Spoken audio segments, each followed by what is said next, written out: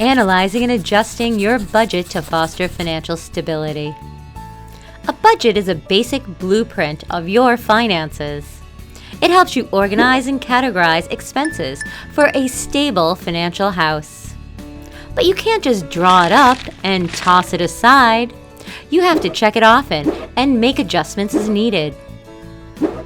Fixed expenses only adjust if there's a change. For example, annual property tax adjustments on your mortgage. This consistency makes it easy to house fixed expenses. On the other hand, flexible and discretionary expenses have no set cost. So you have to take steps to ensure they fit in your budget structure. To do this, you set up target spending limits for each expense. Look back at what you spent in the last 3 months. Then take an average of those 3 months to determine a target spending limit. Once your budget is set, compare your actual spending to the targets you set. If your actual spending is consistently higher, you must cut back or adjust the target limit.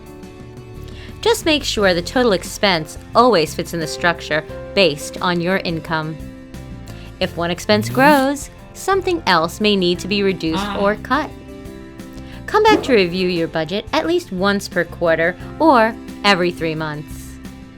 And also remember to make seasonal adjustments. Utility bills and fuel costs typically change from summer to winter. And you can also use your budget to plan ahead for key events like back to school and holiday shopping. By revisiting your budget often, you can always have a financial house that adjusts as needed to fit your life and goals. For more great tips on budgeting, visit consolidatedcredit.org.